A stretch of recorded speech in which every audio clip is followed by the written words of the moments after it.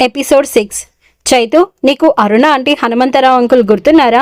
మన ఇంటికి అప్పుడప్పుడు వస్తుండేవాళ్ళు, మనమున్న లైన్లోనే ఉండేవాళ్ళు అన్నాడు పురుషోత్తం. చైతన్య గుర్తు తెచ్చుకోవడానికి ప్రయత్నిస్తున్నాడు. హనుమంతరావు అంకుల్ నాతో పాటు జేఈగా పనిచేశారు. ఎండాకాలం కెనాల్స్లో రిపేర్లు చేస్తూ ఉండేవాడు. హనుమంతరావు కెనాల్స్లోకి దిగి పనిచేస్తుండగా పైనుంచి బండరాయి మీద పడింది. పాపం అక్కడికక్కడే చనిపోయాడు. 2 పిల్లలు వాడికి. అరుణ ఆంటీ హస్బెండ్ అతను అని అప్పటి సంగతులు చెప్పాడు పురుషోత్తం. సాయంకాలానికి కారు నాగార్జున సాగర్ చేరింది. హిల్ కాలనీలో రిజర్వాయర్ ఒడ్డున మహారాజా సౌధంలా ఉంది విజయ విహార్ గెస్ట్ హౌస్. చైతన్య, గీతిక కారు దిగి చుట్టూ చూశారు. కొండల మధ్య లోతుగా సముద్రంలా కనిపిస్తున్నాయి నీళ్లు. దూరంగా చిన్న బొమ్మల సాగర్ డ్యామ్ ఉంది. విజయ విహార్ ముందు పచ్చటి లాన్ తివాచీలా అందంగా ఉంది. చల్లటి గాలి వీస్తుంది రిజర్వాయర్ మీద నుంచి. చైతన్యకు చిన్నప్పటి జ్ఞాపకాలు ముసురుకుంటున్నాయి. విజయ్ విహార్ ఆవరణలో ఫెన్సింగ్ లోపల లేన్లు ఉండేవి. మొసళ్ళు మరొక చోట ఉండేవి. లాన్లో ఆడుకుంటున్న ఆటలు గుర్తొస్తున్నాయి. అక్కడి నుంచి తను చదువుకున్న కాన్వెంట్ స్కూల్ కనిపిస్తుంది. అప్పటి పిల్లలు ఇప్పుడు ఎక్కడున్నారో అని లీలగా వారి ముఖాలు కళ్ళ ముందు కనిపిస్తున్నాయి. ఫ్రెష్ అయిన తర్వాత అరుణ ఆంటీ ఇంటికి వెళ్దాం అని అన్నాడు పురుషోత్తం. రూమ్లోకి వెళ్ళిన తర్వాత గీతిక స్నానం చేయడానికి బాత్రూంలోకి వెళ్ళింది. ఇప్పుడు నేను చెప్పే విషయాలు చెల్లెలికి చెప్పకు. హనుమంతరావు చనిపోయినప్పుడు వాళ్ళ ఆర్థిక పరిస్థితి ఏమీ బాగాలేదు. అరుణ పుట్టింటి వాళ్ళు పట్టించుకోలేదు. హనుమంతరావుకి అన్నదమ్ములు లేరు. అతని తల్లిదండ్రులు కూడా ఉన్నవాళ్ళు కాదు. పల్లెటూరులో ఉండేవాళ్ళు. 2 ఎకరాల పొలం ఉండేది తుమ్మపూడిలో. అది సాగు చేసుకుని బతుకుతుండేవాళ్ళు. దినం అయిపోయిన తర్వాత ఎటు వాళ్ళు అటు వెళ్ళిపోయారు. పాపం అరుణకు దిక్కు తోచలేదు.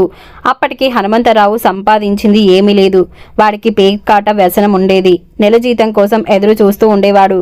జీపీఎఫ్లో కూడా డబ్బు లేదు. డబ్బు లేకపోగా అప్పులు ఉండేవి. అప్పుడు అరుణ మన ఇంటికి వచ్చి ఏడ్చింది. అన్నయ్య, నాకేం చేయాలో తోచడం లేదు. నాకు ఎవరూ లేరు సాయం చేసేవాళ్ళు. నువ్వే దిక్కు అని అంది. మీ అమ్మ కూడా కదిలిపోయింది. అరుణ పరిస్థితికి కళ్ళ నీళ్లు పెట్టుకుంది. 2 పిల్లలతో పాపం ఎట్లా బతుకుతుంది? ఏదో ఒక దారి చూడండి. హనుమంతరావు ఉద్యోగం అరుణకు ఇస్తారేమో విచారించండి అని అంది. హనుమంతరావు ఇంజనీర్. అరుణ ఇంటర్ తప్పింది. ఉద్యోగం ఇప్పించాలంటే జూనియర్ అసిస్టెంట్ క్వాలిఫికేషన్ కూడా లేదు. అప్పట్లో శ్రీహరి అని డిప్యూటీ చీఫ్ ఇంజనీర్ ఉండేవాడు. క్లబ్బుల్లో నాతో పాటు షటిల్ ఆడేవాడు. బాగా పరిచయం ఉంది. దాంతో అరుణ పరిస్థితి గురించి చెప్పాను. ఆయన ఆఫీస్కి వెళ్ళాక ఎస్టాబ్లిష్మెంట్ సూపరింటెండెంట్ని పిలిచి అడిగాడు అరుణకు మనం ఏం చేయగలమని. ఇంజనీర్ భార్యకు మరీ అటెండర్ జాబ్ ఇవ్వడం బాగుండదు సార్. రికార్డు అసిస్టెంట్ పోస్ట్ ఖాళీ ఉంది. అందులో అపాయింట్ చేద్దాం అని అన్నాడు. అదే విషయం అరుణకు చెప్తే ఆ ఉద్యోగం చేస్తానంది. ఆ ఉద్యోగానికి ముందు బోలెడంత తతంగం. తహసీల్దారు దగ్గర లీగల్ హెయిర్ సర్టిఫికేట్ కోసం తిరగాలి. మళ్ళీ మెడికల్ సర్టిఫికేట్ వగైరా. అప్పుల వాళ్ళు ఇంటి చుట్టూ తిరగడం. నేనే అప్పులన్నీ చెల్లించాను. తర్వాత హనుమంతరావుకి ఆఫీస్ నుంచి కొంత డబ్బు వస్తే అరుణ తిరిగి ఇచ్చిందనుకో. 2 నెలలు పైనే పట్టింది ఉద్యోగం వచ్చేసరికి. రికార్డ్ అసిస్టెంట్ ఎన్నాళ్ళు పనిచేసినా ఎదుగు బొదుగు ఏముండదు. అందుకని అరుణతో ఓపెన్ యూనివర్సిటీలో డిగ్రీ చదవడానికి ప్రోత్సహించాను. మొత్తానికి BA పాస్ అయింది. దాంతో ఆఫీస్లో జూనియర్ అసిస్టెంట్గా ప్రమోషన్ ఇచ్చారు. అప్పుడు చాలా సంతోషపడింది. నాకు మీ అమ్మకు కొత్త బట్టలు పెట్టి పళ్ళు స్వీట్లు తెచ్చి ఇచ్చింది. నువ్వు నాకు దేవుడివి అన్నయ్య, నీ రుణం తీర్చుకోలేను అని అంది. డాడీ, ఆంటీ ఇంకా జాబ్ చేస్తుందా అని అడిగాడు చైతన్య. చేస్తుంది. ఇప్పుడు ఆమె ఆఫీస్ సూపరింటెండెంట్ అయింది. 2 పిల్లలు బాగా చదివాడు. పెద్దోడు నాగార్జున డాక్టర్, రెండోవాడు జగపతిరావు ఇంజనీర్. హ్యాపీగా ఉన్నారులే అన్నాడు పురుషోత్తం. ఇప్పుడు మనం వాళ్ళ ఇంటికి వెళ్తున్నామా డాడీ అని అడిగాడు చైతన్య. అవును, ఊరికే వెళ్ళడం కాదు. గీతికను వాళ్ళ అబ్బాయిలో ఒకడికి చేసుకోమని అడుగుతాను. అరుణ ఫేవర్గా మాట్లాడితే అప్పుడు గీతికకు చెబుదాం. అంతవరకు నువ్వేం చెప్పకు, సరేనా అన్నాడు పురుషోత్తం. అరుణ ఆంటీ కష్టాల్లో ఉన్నప్పుడు హెల్ప్ చేశావుగా. గీతికను వాళ్ళ అబ్బాయికి చేసుకోవడానికి తప్పక ఒప్పుకుంటుండే డాడీ. హెల్ప్ చేసిన వాళ్ళని మర్చిపోరుగా అని అన్నాడు చైతన్య. దానికి పురుషోత్తం నవ్వాడు. కాంతిమతి అత్తయ్య కష్టాల్లో ఉన్నప్పుడు ఆదుకున్నాం. చిలుమురు వచ్చి సంవత్సరాల తరబడి బియ్యం పప్పులు మూటలు కట్టి తీసుకెళ్లి సంసారం గడిపింది. ఉపేంద్ర మామయ్య దివాలా ఎత్తితే మా నాన్న ఒప్పుకోకపోయినా పొలం అమ్మించి డబ్బు ఇప్పించాను. లారీ కొన్నప్పుడు ఫైనాన్సర్ దగ్గర షూరిటీ సంతకం చేశాను. మరి వాళ్ళు చేసిన హెల్ప్ గుర్తుంచుకున్నారా? గీతికను ఇస్తానంటే 25 లక్షలు కట్నం ఇస్తామని సంబంధాలు వస్తున్నాయని నిర్మోహమాటంగా అంది కదా. నీకు ఏం అర్థమైంది అని అడిగాడు పురుషోత్తం. మనం 25 లక్షలు ఇస్తే సంబంధం ఒప్పుకుంటామని అన్నాడు చైతన్య. అదే చెప్తున్నా. మార్క్స్ చెప్పిన గోల్డెన్ వర్డ్స్ మరొకసారి గుర్తు చేస్తున్నా.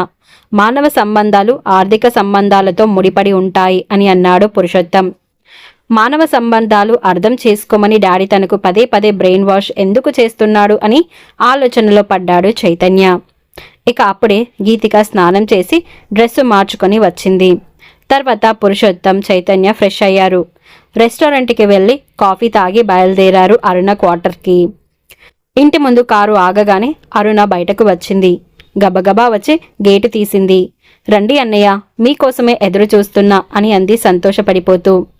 బాగున్నావా అరుణ అని పలకరించాడు పురుషోత్తం. ఆ బాగున్నా అన్నయ్య అని పిల్లలిద్దరినీ ఎగాదిగా చూసింది. ఏరా చైతన్య, బాగున్నావా?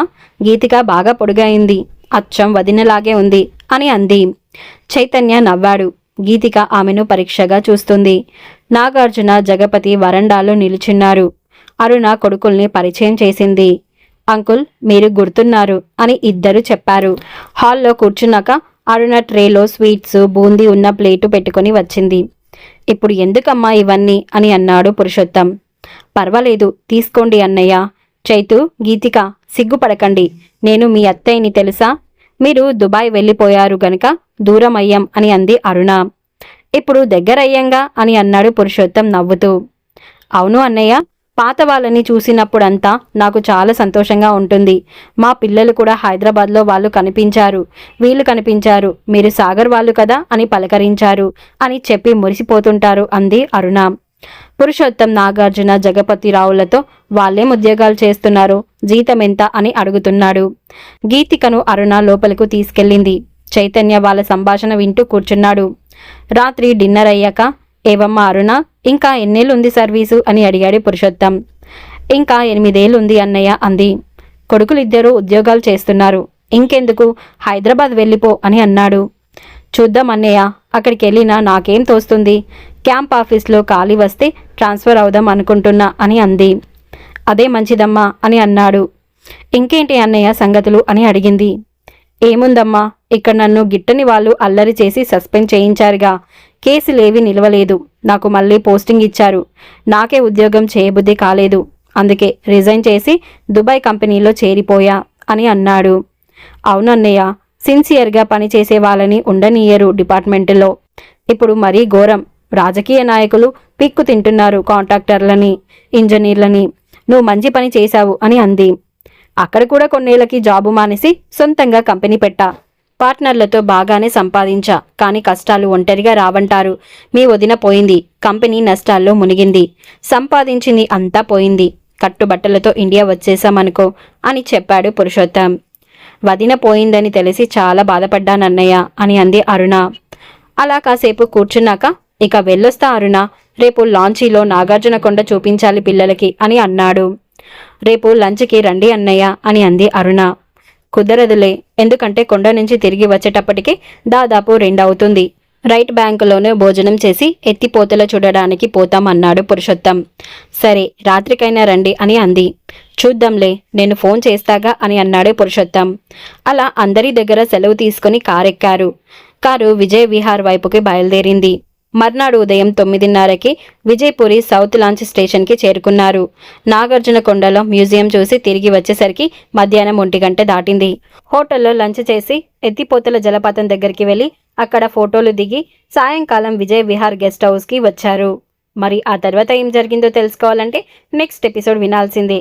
మీరేమైనా గెస్ట్ చేస్తే కామెంట్ బాక్స్లో కామెంట్ చేయండి. అలాగే ఈ వీడియోని లైక్ చేసి మన ఛానల్ని సబ్స్క్రైబ్ చేసుకోండి. Thank you so much.